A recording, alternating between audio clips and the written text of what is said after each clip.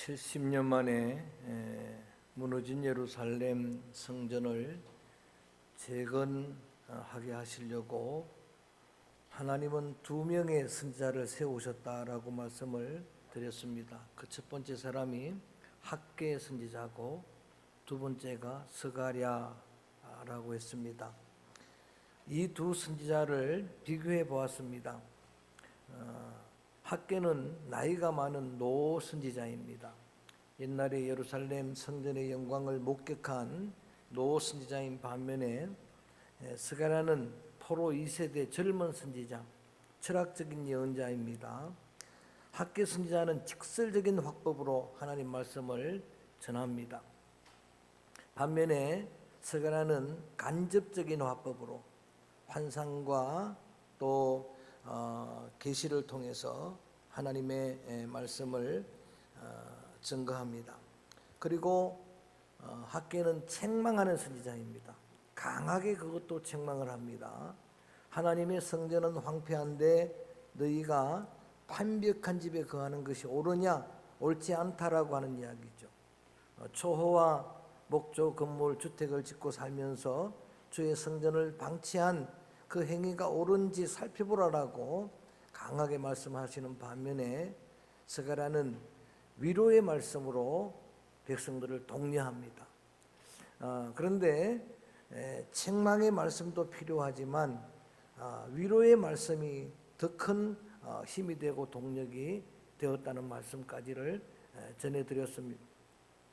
나그네의 외투를 벗기는 힘은 강한 바람의 힘이 아니고 따뜻한 햇살이었습니다. 그리고 범고리를 춤추게 하는 위력은 칭찬, 위로하는 힘이었습니다. 그 위로의 음성 기억나실지 모르지만 제일 먼저는 내 집이 예루살렘에 건축되리라 먼저 선포해 주는 거예요. 비전을 먼저 허락합니다. 예루살렘에 먹줄이 이미 쳐져 있으리라라고 말씀을 하고 강력한 세력들이 등장을 해도 제국이 등장해서 방해해도 하나님께서 그 뿔을 제압하는 대장장이를 등장해서 동원해서 제압해 버릴 것이라. 다 위로입니다. 위로의 말씀으로 백성들을 독려합니다. 예루살렘 성을 측량해 보니까 풍성한 성이더라. 지금 그런 성이 아닙니다. 그리고 성벽은 다 무너지고 없는데도 하나님의 생각은 판단은 달랐습니다. 하나님이 친히 성이 되어 주실 것이라. 할렐루야. 하나님이 불성각으로 둘러주실 것이라. 그리고 하나님의 영광이 가득하리라. 따라합니다. 내가 예루살렘을 다시 택하리라. 할렐루야. 계속 위로의 말씀을 더해 주십니다. 여호수아의 더러운 옷을 벗기고 아름다운 옷으로 갈아입혔듯이 내가 부정한 모든 것을 다 벗겨버리고 새 옷을 갈아입혀 주리라. 이렇게 말씀을 하십니다. 뿐만 아니라 성전의 7 등잔이 다시 놓이게 될 것이고 그 곁에 2 감람나무가 다시 세워지게 되리라. 그러면서 이런 일들을 힘으로 능으로 하는 것이 아니고 크게 할까요? 오직 나의 영으로, 할렐루야, 성령으로. 오늘 기도자가 기도했던 것처럼 우리의 한계를 인정하고 힘으로 능으로 될 수 없는 일들을 만날 때는 이 말씀이 기억나야 됩니다. 힘으로 능으로는 안 돼도 주님의 영으로, 주님의 성령으로 될 줄로 믿습니다. 스룹바벨아, 큰 산이 내 앞에서 평지가 되리라. 얼마나 큰 위로의 말씀입니까? 아무리 큰 산이 우리 앞을 막는다 하더라도 하나님이 하시면은 평지가 될 줄로 믿습니다. 여러분, 하나님이 하시면 산들이 낮아질 겁니다. 골짜기가 도두어질 겁니다. 고르지 않는 곳이 평탄케 될 줄로 믿습니다. 홍해가 길을 열 것이고, 아멘. 여러분, 광야의 길이 날 것이고, 주님이 하시면 광야에 강이 흘러 넘치게 될 줄로 믿습니다. 그런 말씀을 주시는 거예요. 그 주초를 놓은 스룹바벨, 너 손으로 그 일을 마치게. 이게 이제 지난 시간까지 스가랴 제일 첫 선교할 때 말씀을 드린 충분한 위로의 음성입니다. 이것으로도 충분히 위로를 받고 성전 재건 사역을 감당할 수 있을 만한데 스가랴는 말이 깁니다. 철학적인 예언자는 이것으로 부족해서 계속 하나님의 말씀, 하나님의 비전의 말씀을 전해주고 있습니다. 오늘은 두 번째 시간으로 스가랴를 마무리하려고 합니다. 이어지는 비전의 환상의 위로의 말씀은 5장 1절입니다. 5장으로 넘어가서 함께 읽어봅니다. 잘 마음에 새겨두길 바랍니다. 5장 1절 읽어봅니다. 어떤 비전으로 또 위로를 해주시는가. 5장 1절 시작. 내가 다시 눈을 들어본 적 날아가는 두루마리가 있더라. 자, 제목으로 알아야 됩니다. 저를 봅니다. 날아가는 두루마리의 환상을 보았다라는 이야기. 스가랴가 보는데 환상 중에 두루마리 하나가 날아가는 게 보입니다. 두루마리는 하나님의 말씀의 상징입니다.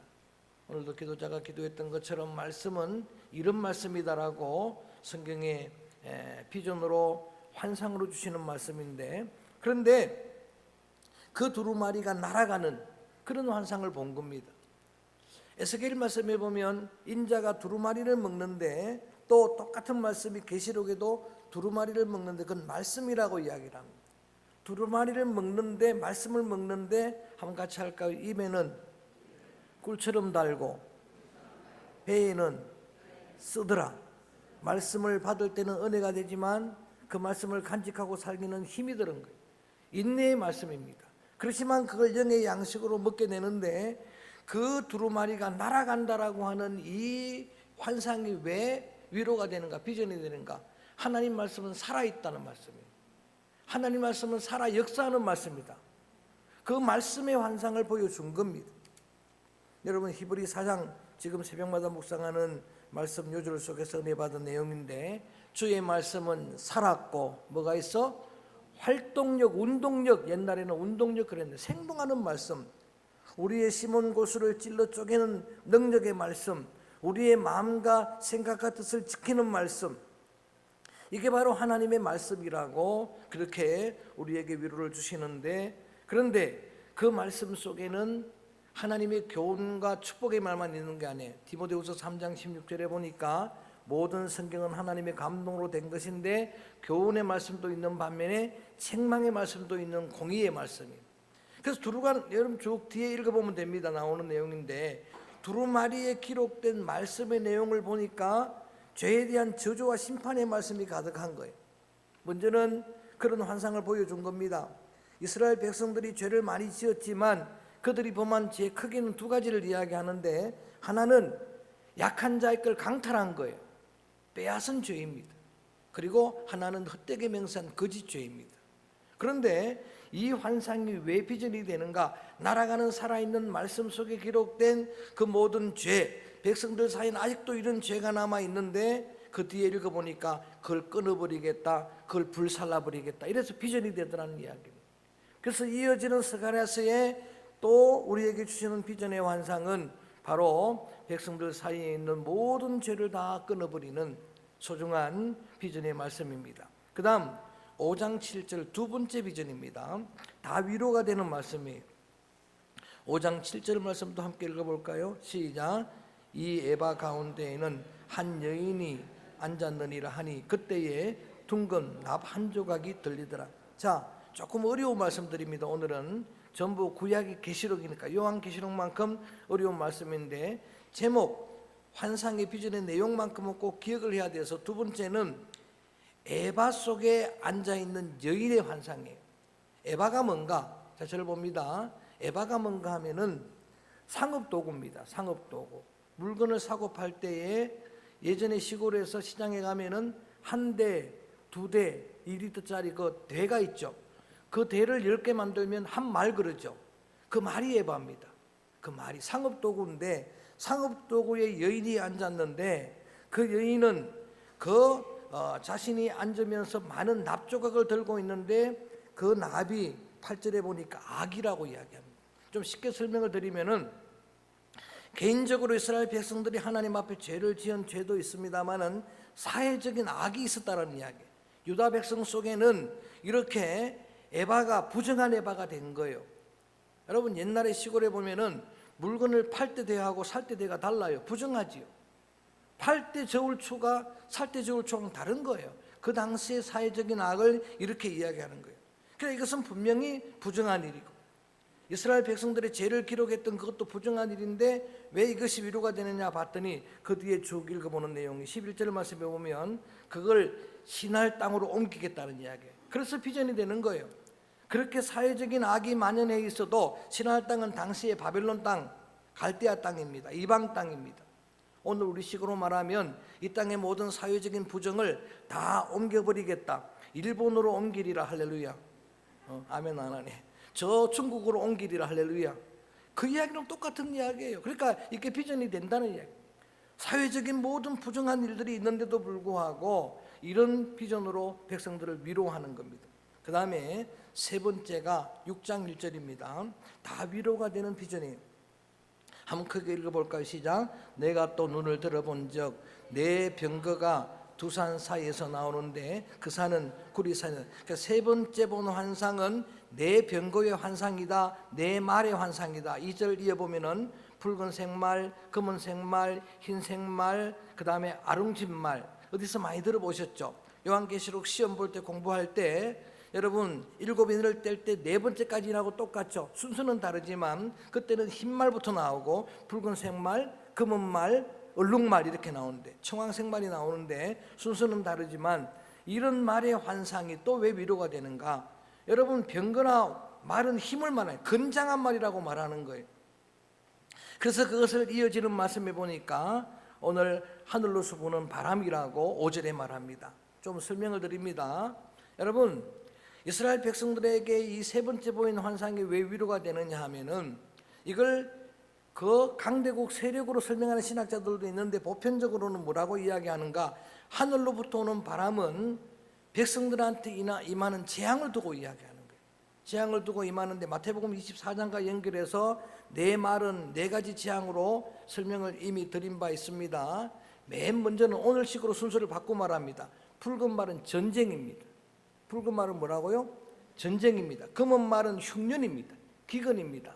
제가 해석하는 게 아니고 마태복음 24장에 예수님이 순서대로 말씀을 하십니다.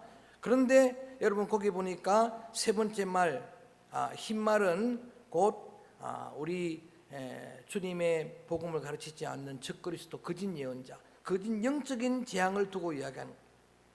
그 다음에 청황색 말, 얼룩덜룩한 얼룩말은 바로 역병, 질병, 코로나와 같은 질병입니다. 쉽게 말하면 하나님의 백성인 이스라엘에게도 여전히 이런 대재앙의 바람들이 불어온다는 이야기. 오늘 뉴스를 여러분 들어보면은 온 세계는 이런 재앙의 바람으로 지금 몸살을 앓고 있는 거예요.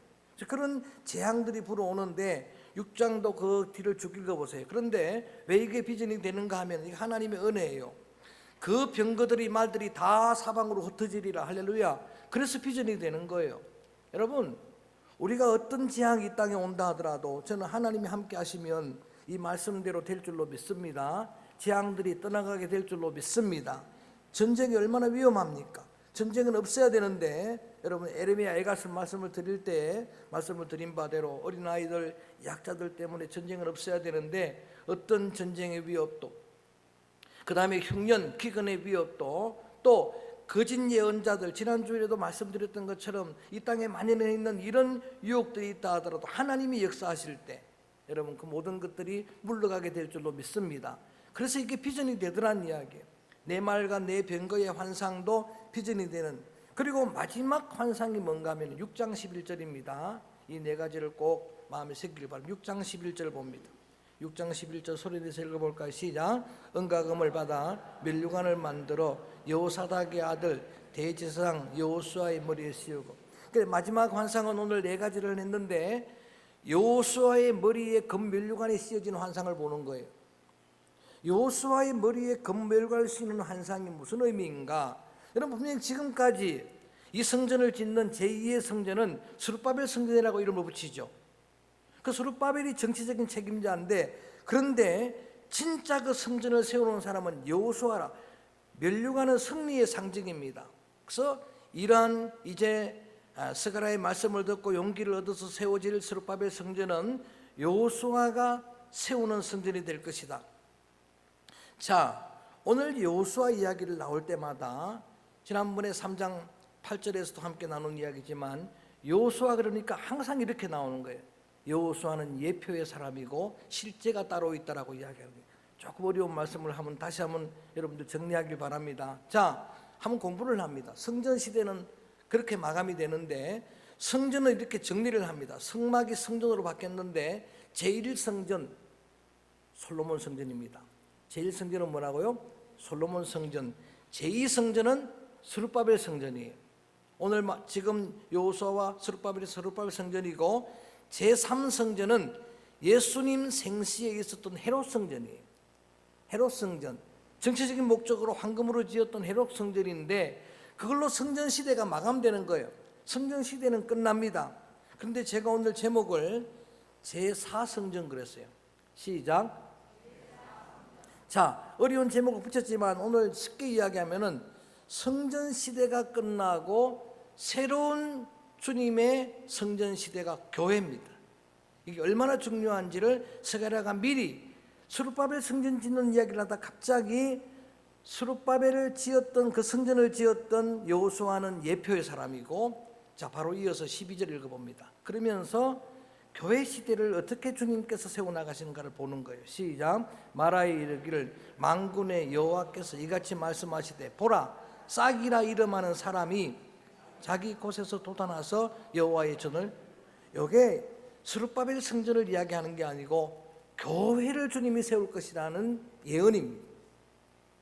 자, 여호수아는 지난번에도 예표의 사람 그랬는데 그림자의 사람이고, 여호수아가 스룹바벨 성전을 지었던 것처럼 새로운 싹이 나와가지고, 그 싹은 희망과 소망의 상징, 무한한 가능성의 상징이에요. 예수 그리스도를 바로 싹이라, 새순이다, 계속 성경에는 반복해서 설명하는 그런 내용입니다. 그래서 그분이 주의 성전을 건축하게 될 것인데, 교회를 세우는 제4성전은 성전 시대가 마감됐어요. 헤롯 성전이 주 70년에 디도의 장군에 의해서 완전히 도리에 돈 하나 남지 않고 제자들도 감격했던 황금 성전은 무너지고 새로운 교회 시대가 열릴 것이라는 걸 예고한 거예요.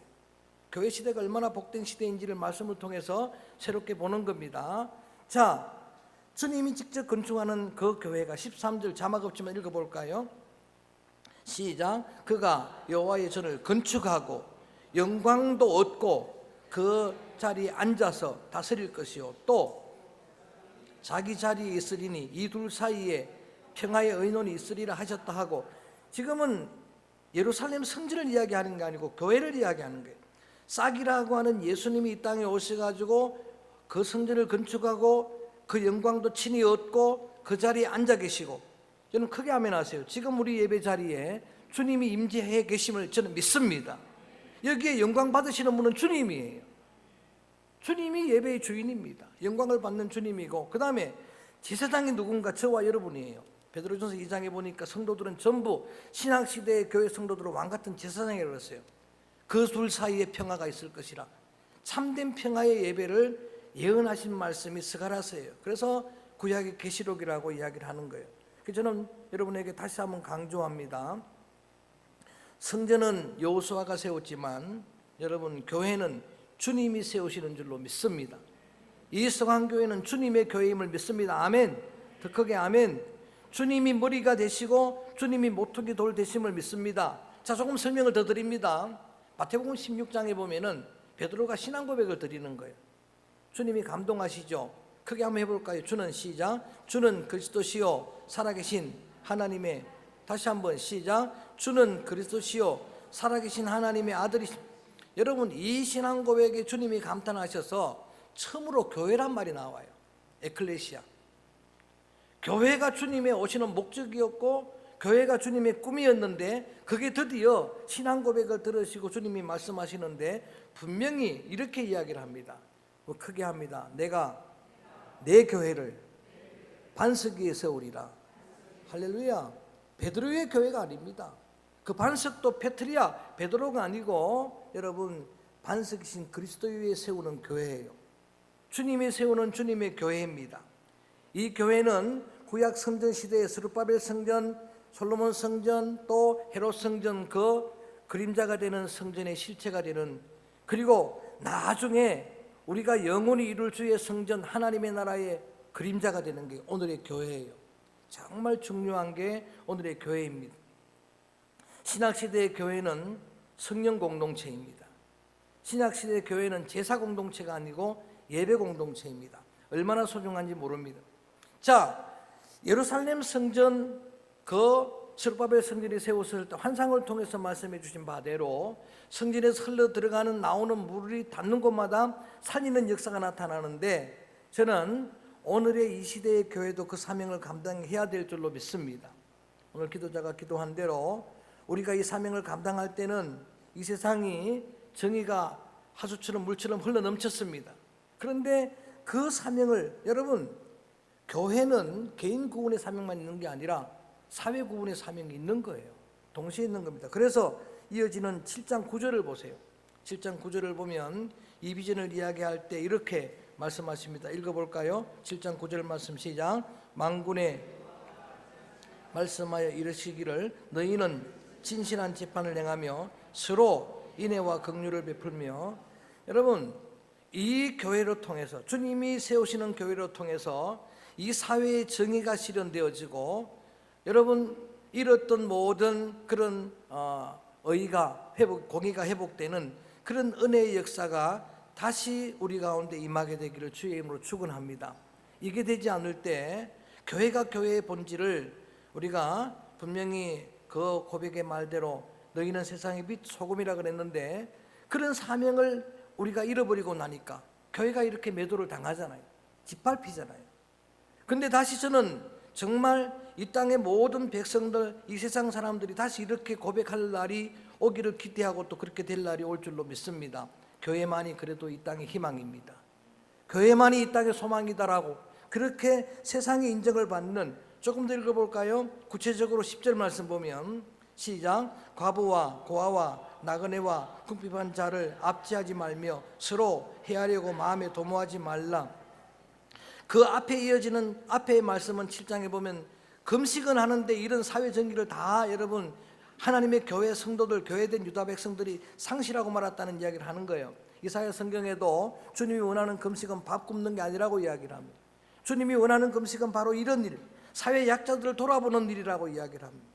이런 일들이 회복되어야, 그래야 교회의 권위도 그 명예도 영광도 회복될 것이라고 말씀을 하시는데, 교회 역사를 쭉 공부해 보면은 이거는 늘 비례해 왔습니다. 교회가 본연의 사명을 감당하면은 사회는 회복되도록 되어 있어요.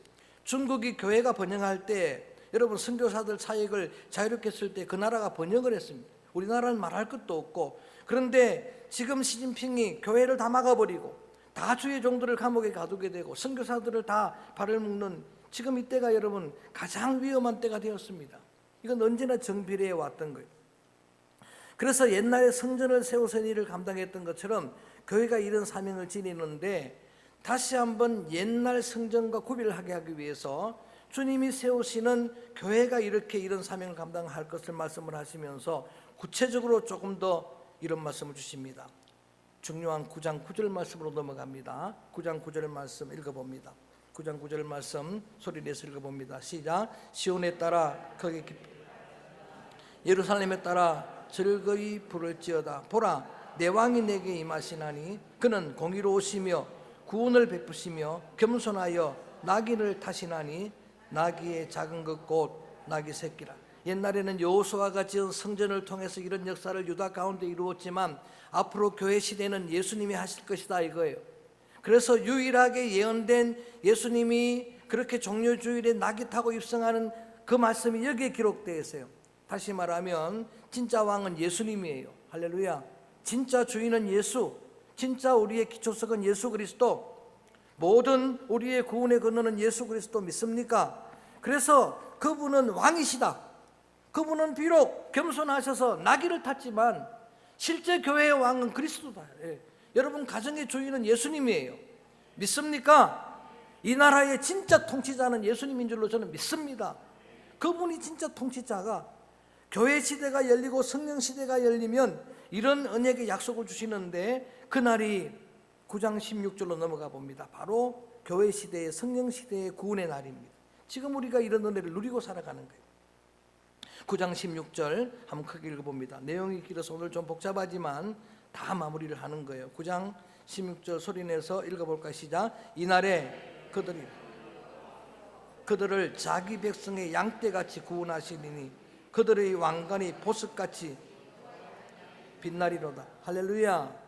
여러분, 유대인들이 아니라 이제는 이방인들, 헬라인들, 그들이 하나님의 양떼처럼 구원 얻을 것이다. 그래서 이방 시대, 조금 전에 아까 잠깐 넘어갔지만 주님이 세우시는 교회는 먼데 있는 사람들이 와서 이루게 될 것이라. 교회 시대를 예고하는 말씀입니다. 그래서 저와 여러분 우리들이 주님의 양이 된 거예요.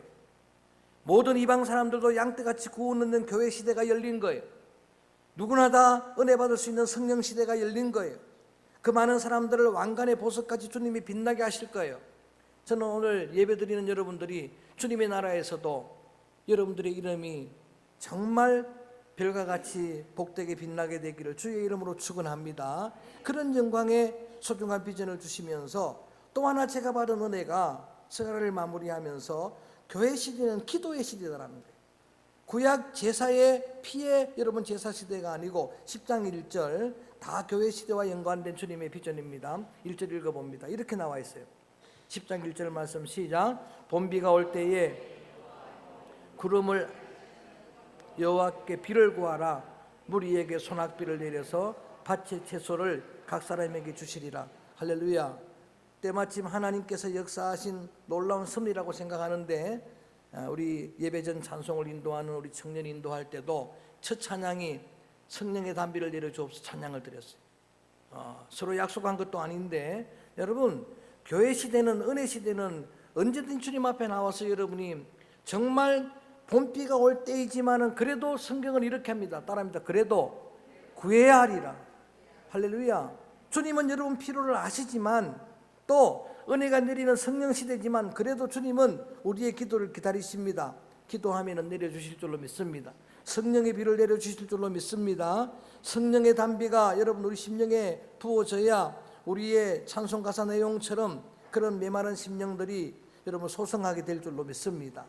기도할 때 중보할 때 응답하신 하나님, 오늘 모든 성도들 심령의 가정에 교회 공동체에 주의 성령의 담비를 내려 주옵소서. 주님이 하시면 될 줄로 믿습니다.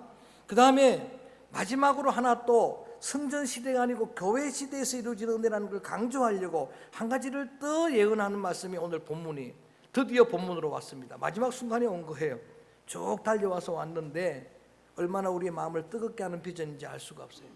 자, 13장 1절 오늘 본문으로 정한 한 절 말씀 소리내 읽어볼까요? 시작. 그날에 죄와 더러움을 씻는 셈이 다윗의 족속과 예루살렘의 주민을 위해 할렐루야 정결하게 하는 셈이 열릴 것이라. 이게 교회 시대에 가능한 성령 시대에 가능한 은혜예요.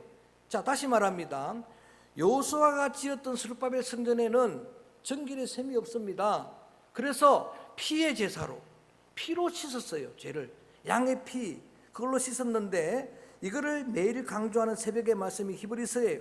히브리서 강조하는 그 제사 시대가 끝나고 나서 지금 교회 시대에는 주님의 성령 시대에는 주님의 보혈의 강수가 예배 때마다 흘러넘치게 될 것이라. 할렐루야. 오늘 찬송도 불렀습니다. 나의 죄를 씻기는 예수의 피밖에 없습니다. 주의 보혈 능력이 있도다. 할렐루야. 여러분 이 본문으로 만든 찬송이 정결하게 하는 셈이 주의 앞에 있도다 찬송이에요. 정결의 셈이에요. 왜 여기까지 달려오면서 제가 이렇게 강조했느냐 하면은 여러분 주님이 우리에게 주시는 은혜 중에 최고의 은혜는 저는 그렇게 믿어요. 우리의 죄를 씻어주는 은혜예요. 나의 죄를 씻는 사죄의 은혜예요. 제가 이 은혜를 강조를 해왔는데 여러분 우리가 보통 은혜라고 이야기하고 감사하는 제목들을 들어보면 그건 진정한 은혜는 아니에요. 일시적인 은혜입니다. 건강 달라고 기도하죠. 여러분 건강할 때 감사할 수도 이러면 감사가 없는 거예요. 물질 달라고 기도하죠. 부자 될 때 감사할 수도 가난하면 감사할 수 없는 거예요. 어떤 어려움을 만나도 여러분 덜 어려워서 감사하죠. 한계가 있습니다. 그런데 한계 없는 감사의 제목은 한 가지입니다. 어떤 환경 속에서 감사할 수 있는 것은 내 죄를 용서했다는 사죄의 은총입니다. 영원한 감사의 제목이고 영원한 찬송의 이유입니다. 저를 믿는 자는 모두가 다 제사함을 얻게 될 줄로 믿습니다. 여러분 진리는 단순합니다. 간단한 거예요. 나만 장군이 문둥병 그 정말 부정한 그 죄를 요단강에 씻으니까 크게 한번 할까요? 씻어 깨끗하게 하라.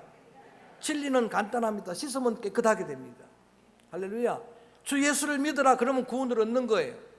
주의 이름을 부르면 영생을 얻는 거예요. 저는 믿습니다. 이게 교회 시대에서 가능한 거예요. 성령 시대 지금이니까 가능한 거예요.